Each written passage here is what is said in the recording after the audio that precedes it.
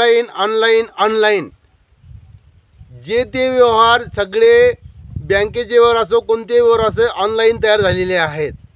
फक्त ऑनलाईन तयार व्हायचं एक दोन गोष्टी बाकी आहेत. मग त्या दोन गोष्टी बाकी कोणत्या आहेत?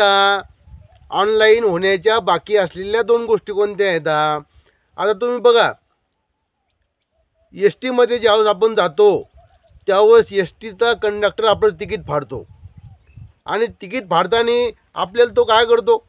तिकीट देतो. पण आपल्याला तर तसं नाही करायचं. आपल्याला गव्हर्नमेंटचा तिकीटचा खर्च जो आहे तो खर्च वाचवायचा आणि गव्हर्नमेंटचा फायदाही सुद्धा करायचा आपल्याला आणि आपला पण फायदा करायचा. म्हणून तो फायदा कसा असला पाहिजे? पटलं तर या चॅनलवर पहा. बस म्हणजे एस टीमध्ये ज्यावेळेस तिकीट काढतो त्यावेळेस कंडक्टरनं फक्त ती मशीन पुढं करायची. अशी मशीन पुढं केली की त्या मशीनवर असं बोट ठेवायचं, कोणतंही एक बोट ठेवायचं. असं बोट ठेवलं की झालं, त्याचं तिकीटच निघलं.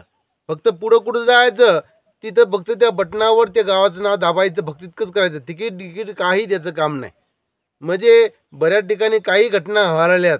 म्हणजे एखाद्या व्यक्तीचं ऑनलाईन जर तिकीट काढलेलं असलं किंवा बोट देऊन फिंगर काढून ऑनलाईन जर झाले असलं, मग त्या व्यक्तीचं काय आहे की तो व्यक्ती कोण आहे, त्याचं नाव काय आहे आणि तो कुठलचा आहे हे सगळं हाताच्या फिंगरवर निघते. जसं आधार कार्ड तुमचं कुठलचं आहे, काय नाव आहे, काय आहे, हे सगळं तयार होतं आहे. ऑनलाईनचं बोट दाबलं की तुमचा सगळा डाटा त्याच्यामध्ये मिळतो. तसं एस टीमध्ये जर अंगठा दाबला किंवा बोट दाबला किंवा कंगोळी दिली, काही जरी दिलं तर तुम्हाला तिकीट घ्यायचं काम तर नाहीच, पण त्या व्यक्तीचं नाव, गाव, तालुका, जिल्हा हे सगळ्या प्रकारचं त्या मशीनमध्ये फिट होऊन जाईल. म्हणजेच ऑनलाईनमध्ये फिट होऊन जाईल. यदा कदाचित एस टीचा जर अपघात जर झालाच तर ती मशीन तपासली जाईल. पॅसेंजर कोणते कुठलचे होते, कोणता कुठं चालला होता हे मात्र त्या मशीनवरून शोध लागेल. एखादा येणाराही वाईट बोलणार नाही, पण येणाराही एखादा एस टीचा ॲक्सिडेंट झाला आणि त्याच्यात एकदम एखादा व्यक्ती जर एक्सपायर झाला तर त्या एक्सपायरचा शोध मात्र त्या ऑनलाईनवर काढला जातो आणि त्याला निधी काय असेल गव्हर्नमेंट लाख द्यायचे का 2 लाख द्यायचे 5 लाख द्यायचे हे अशा प्रकारचं गव्हर्नमेंट देईल. म्हणून तुम्हाला सांगतो की एस टीचं तिकीट जे आहे ते ऑनलाईन असं व्हायला पाहिजे. म्हणजे बोटाच्या फिंगरवर. मग ते 3 किलोमीटर जाओ, 10 किलोमीटर जाओ, 200 किलोमीटर जाओ का पंढरपूरला जाओ, कुठेही जागो, जगाच्या कानाकोपऱ्यात कुठेही का जाईना, बोट ठेवलं की त्याचा ऑनलाईनमध्ये सगळा डाटा मात्र त्याच्यामध्ये आलेला आहे. तिकीट याचं काम नाही, काय नाही. आणि ज्या गावाला उतरायचं त्या गावाला तुम्हाला सांगितलं, ज्या गावाला उतरायचं त्या गावाला फक्त ते गावचं बटन दाबलं की चाललं. ज्या रूटमध्ये ती गाडी चालली त्या रूटनं ते बटन दाबायचं आणि ते मग तो स्टॉप त्या माणसाचा होऊन जातो. अशा पद्धतीचं एस टीचं तिकीट जे आहे ते बोटाच्या फिंगरवर तयार व्हायला पाहिजेत. म्हणजे तिकीट फाडायचं काम नाही आणि त्या कंडक्टर जास्त हे करायचं काम नाही, जास्त वेळ लागायचं नाही. तिकीट फाडा रे, पंची करा रे, हे करा रे, फाडून द्या रे, ते काहीच करायचं काम नाही पडत. म्हणून काय करायचं, मशीन कोणाकडे लांबवली की फट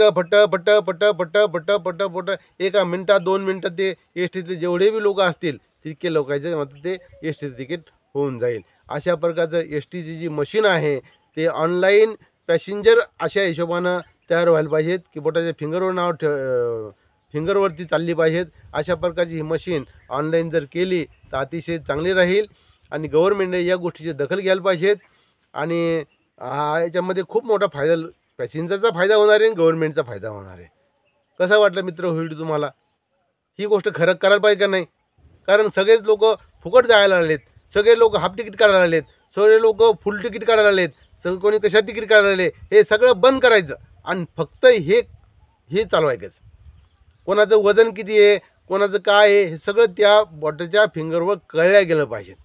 तो जर म्हणत असेल त्याचं 40 वर्ष वय झालं आणि तो जर म्हणत असेल माझं हाफ तिकीट द्या, पण बोटाचं फिंगर टेकवल्याच्या नंतर ते तेव्हा समजतो 40 वर्षाचा आहे का 60 वर्षाचा आहे का 55 वर्षाचा आहे. म्हणजे हाफ तिकीट पण त्याचं काम नाही नसलं पाहिजेत. अशा प्रकारच्या मशीनमध्ये सगळ्या प्रकारच्या सगळ्या प्रकारच्या सुविधा काढल्या गेल्या पाहिजेत. म्हणजे जेणेकरून गव्हर्नमेंटला कोणतीही अडचण होणार नाही अशा पद्धतीचं. आणि लोक पण सुद्धा जास्त प्रकारचे फुकट जायच्या मागं बसलेत, तर लोकांची जी सवय आदत आहे ही पण बंद व्हायला पाहिजेत. फुकटचं पचत नसतंय अशा हिशोबाने ही योजना करायची.